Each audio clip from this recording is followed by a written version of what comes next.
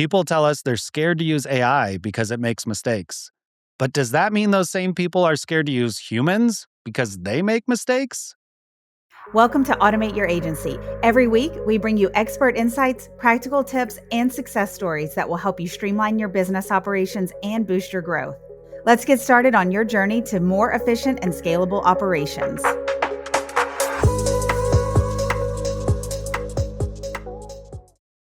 So, Micah, instead of kicking off the episode and talking about AI today, let's start with talking about human error first, because we make so many mistakes and it's honestly exhausting just trying to keep up with how to keep those mistakes getting to clients and other people.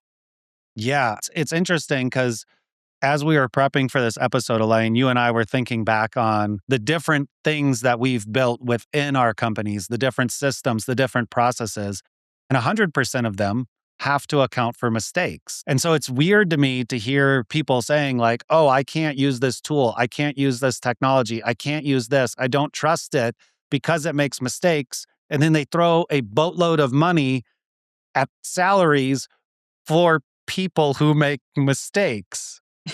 I mean, I think about conversations even with my son, and I'm constantly saying it's okay that we make mistakes. Humans make mistakes. It's about what we do next that's important. And it's not conversations about how AI makes mistakes, it's about how humans make mistakes. And we need to set in some parameters to make sure, hey, we have the space for that. And we also have some oversight to make sure in business that those don't make it to the public view, which is the client or whatever.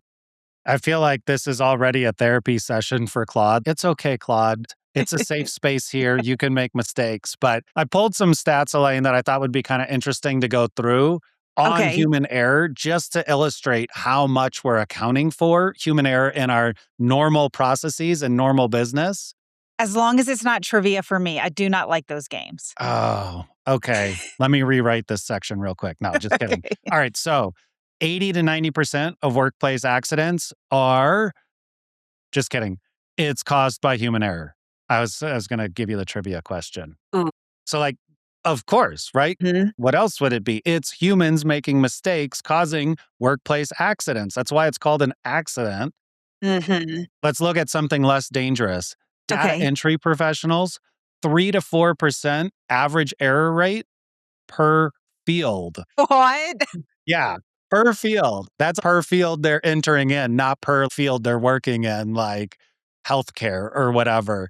So if we do the Right. math, out of 1,000 invoices sent, that's like more than 200 errors that could happen. And with our previous company, we sent so many invoices. We did so much stuff manually. We had to double check. There were still errors. Oh, I yeah. know there's so many companies that are sending invoices with so many errors. It's the reality.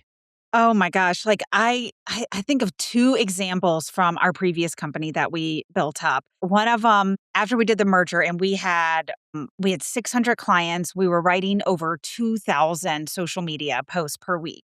Mm. And I remember one of the executives counted how many mistakes each social media content writer had. And I'm going, wow, that's a really dick move here. And one, but number two is, sometimes these calculations on the human error side, like obviously we don't want a ton of errors, but also we can't nitpick on every single error or we wouldn't have any humans working for us. And the thought that I had is like, wow. And I remember the one that had the highest amount of errors in her writing also wrote 4 times the amount of social media posts than any other content writer. So she was really, really fast and maybe had closer attention to detail. Well, that didn't mean we didn't want to do 4x the speed. We just put in another layer for a quality control person to go over her post. So we built in that layer for the human error to be checked. And then the other one is actually about my mistakes. Oh, you make them? I make a lot of mistakes because I don't need to be perfect. But one of them is actually around this invoice thing. I remember with one of our corporate contracts, we had 200 clients under that corporate contract. And at contract renewal time, they needed a spreadsheet of everything every one of those sub clients purchased from us. Every time I looked at that spreadsheet and I gave my brain a break, so it could be later that day, it could be 2 days from now, I would find a mistake and have to correct it. That didn't just happen one time, Micah. I can probably name 10 of those times, even though it's been over a decade since I did that. Yeah, I mean, what you're describing, that's the reality. That's what we have to deal with as business owners, as founders, as managers, even as system designers. We have to Mhm. account for human error. We have to account for these issues. And, sometimes they are incompetent people that are making Right. these issues and these errors. I was incompetent. I should have been let go. Oh man, now you tell me. But there's so many times like what you're describing where there is the person that created the most errors when writing social content. She wrote 4x the amount of anybody else. She was not incompetent. Her writing Right. was fantastic. She was In so fact, she went in to creative. write books. She wrote novels. She Yes. was a fantastic writer. We accounted for those errors through a system. And so, if we were to take the same kind of perspective that we hear a lot of people talking about with AI right now, Mhm. and this isn't us saying you have to use AI. This is let's try to change our perspective because if you're too close minded on certain things, then you're not able to get into the actual benefits of the tools and the technology that other people will be able to, and therefore you won't be competitive enough. If we were to take this same perspective, Elaine, and say, nope, you make mistakes, we can't use you. You said it earlier, we wouldn't have a single employee. We'd have to fire ourselves. Mhm. Even just starting off with our company biggest goal and then this podcast, Automate Your Agency, our company is almost 7 years old now. So we were doing this before AI was a thing and really just talking about automation because of the benefits of having this in place rather than depending on humans to do every single piece. We're inconsistent. We cannot remember everything every single moment. We make errors. So, where can the tool help improve the system, but still have the human oversight? That hasn't changed with AI. AI actually makes us better humans because we can be the humans looking at the judgment, the strategy, those things where we can still be that oversight piece. We can catch those errors. Yeah. I mean, I think about cross referencing. That sounds weird. I don't think about cross referencing a lot. I think about it in the context of system design and being able to execute. And you're bringing up such a critical point on consistency, which is when systems are designed correctly, whether it's human or AI, consistency is the output that we're looking for. We want the outcome to be consistent so it's predictable. And if we say, okay, how do we make human output consistent and predictable? We have to build systems around that. That's what Mhm. processes are. That's what SOPs are. That's essentially what's happening in the AI world. Skills are SOPs for AI. Why? Because we need the consistency. That's a building block of a system to produce that. And that's what we need to look at. Where you're going with this is we've got this whole concept of it's either or, it's mutually exclusive. I'm doing Mhm. AI automation or I'm doing human stuff. And what it sounds like the direction that you're going with this is like, hold on, if AI can help us do part of it and AI can make mistakes and humans can do part of it and humans make mistakes, but if we combine the two, Mhm. is the outcome actually better, more consistent, more predictable because AI can do the things that humans are not always very good at, like cross referencing information of huge Mhm. data sets, so that humans can do what humans are really good at to produce the right system and outcome. That's exactly what I'm saying. And also thinking about where my skill set is. My skill set isn't building a 200-line spreadsheet on what was invoiced for the past year for each of those sub clients. My skill set is looking at the data and saying, this is where we can go with this corporate client. This is where I see the need and selling them on that idea. If I would have had AI back then, and it could have done 90% of that spreadsheet and I could have gone through and said, no, this is wrong, this is wrong. I would have had that done in a matter of hours versus a month's worth of work for me to comb through all that data, build the spreadsheet, check the spreadsheet, Even talking out loud with some of my team members, I needed to have that brainstorm on the details of that content. That timeline would have been so much shorter. Mhm. My span to talk about strategy would have been so much more strategic. I would have had more capacity to think about the data versus building the data. And maybe there would be a few mistakes, but I was making those mistakes, more mistakes than the AI would have. I think that's the whole point of what we're trying to say here is if you do it without AI, there's mistakes. If you do it with AI, there might be mistakes. But as a human cognitive threshold here, there's only so much mental energy that we can use. That's part of the reason that it took so long. Mhm. We're only as good as what we're in that moment. We're going to think about things inconsistently. We might have other things on our mind. That doesn't mean we're not great at our job. We're just not consistent at our job. Well, creating something like a skill, like you're saying, Micah, actually creates a consistent perspective that a human had, but the AI can execute on over and over and over again and be its best self. And we can critique the skill and improve that instead of always having to start from scratch. I totally agree. And it's human knowledge going into it. The execution happens. Human knowledge, judgment, experience, awareness is where our energy can really go. And we still are going to make mistakes. We're still going to make bad judgment calls. That's okay. But we've been designing systems like this forever. Like Yeah. we said earlier, since the dawn of business, we've already accounted for this.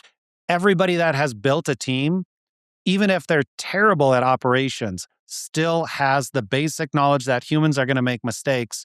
So you can use AI. It's going to be okay. Just don't think about it as it's true or false. And if it's false, then it's broken. It's just a different perspective to think about all of this. It's why we have checklists for human processes. I mean, that's the most simple form. One of my favorite business books of all time is the Checklist Manifesto. And it's a whole bunch of examples on how a simple list that you mark off as you're through it is one of the most effective ways to get stuff done because you don't have to forget it. You don't have to remember every single step. And you can confirm that you went through everything that you needed to achieve the success. It does feel good to check something off. And you get the dopamine burst. And, I'm going to take a side note on this because even if you're using something like ClickUp, Asana, or Monday, and I see this common right now, and I don't know why, but instead of creating a recurring task so that, when you mark it off, a new one gets created, they just change the date so that task never gets completed. And I'm like, oh my gosh, like the motivation for that task just dropped immensely because it never ends. But having just that simple check off, I think really helps just that mental load of, I did complete this week and it's done. And then next week's a new task instead of it just being pushed back. So, this is super interesting to me, Elaine, because connecting the dots on what we're talking about through this episode with that is if we were to frame this, why do we like the systems that we're building so much with AI internally for our own business? For me, the answer is because it gets us to that checkbox faster. We're able to Mm. do more accurately with the help of AI, accounting for errors, accounting for mistakes. We look at it, we make the judgment calls, but then we're like, dude, I'm already done with this. That wasn't 1 week that I had to stare at this task. This was 1 day, this was 1 hour, and it's done, done, done. And then all of a sudden, work starts to feel a lot more fun because we're looking at a tangible output that we completed in a short period of time. And it was really fun getting there. And we didn't have to do all the crap we didn't want to do. I love that perspective. And obviously, we love getting time back and doing things faster. But it's also about, I didn't have to just move that data from one place to another. Automation and AI, that's prime for. I've had several conversations this week, Micah, and I'm sure you have too, that a lot of what people really need is automation and whether or not you use AI, but automation could be alleviating so much data movement that humans are doing right now. And I guarantee you they're making mistakes at it. No one is perfect, and no one really likes copying and pasting data. That is boring work. People get paid to do it because nobody else wants to do it, but that is not a fun job to do. Yeah. I don't know anybody that really likes doing that in a long-term basis. It just numbs your brain. I really think that the question, and it's whether you have a human in place or an AI in place, is not like, ooh, is AI going to get this wrong? Because you do testing and you can figure out how to get a consistent answer. But it's really, where does AI fit in the system that I built? And where does Yeah. a human need to be the oversight in it? Yeah, and I mean, we covered that a lot in our last episode, so if you haven't listened to that yet, go back and listen to that episode because we do a deep dive on this specific topic. I think that's a whole piece of it that you definitely have to account for. What I would say is the giant takeaway that I would want to convey in this episode is to not think about AI, even though AI is on our computers and it's digital, it's different. It's not this binary system that says true or false. It has different paths that it can take, much like our own brain works. And because of that, even though it is digital, we have to think about it differently. How we incorporate it into our business is different, but it's not a whole new system design that we have to worry about. My whole point that I wanted to bring up today was that you've already solved it. It is exactly the same systems that you build with humans. I mean, this is like maybe a great way to end the episode, Alane, is the triple check system that we put in place at our last business where we needed to account for human error so much. It wasn't a single check, it wasn't a double check, it was a triple check because our standards of operation meant no errors get to our clients' social feeds, essentially. Mhm. If you're wondering, okay, well, what does all this mean? How do I put this into play when you want to use AI, but you're not really sure, where to do it? We've had several episodes, Michael, and Claude co-work because it's so incredible. But, start using it for something and see where AI fits into that process. Then create a skill for that, basically an SOP for how that can be used. Share that with your team, get them using it, get feedback. I mean, we just did that for one of our skills, Micah, and our team came back with some other ideas to improve it. Absolutely. Let's get it Yeah. improved. Once we get it fine tuned as a skill and with our team, then we can look at going, okay, let's automate this process more using something like N8N. That can be a now automated company process. We know where AI fits in. We know what the SOP needs to be within that AI agent to execute the same way every time. And then we also know where the human needs to be. Yeah. And I love that because part of the issue with jumping right to the end result of automate everything is getting data set up correctly, getting the inputs, getting the flow. And the process that you just described, Elaine, is an organic way to get to that endpoint while still getting quick wins along the way. It's genius. It is, because this is what we see over and over and over again. When somebody jumps to automation, with or without AI, so just when they jump to automation, they don't know the data well enough to build the automated system.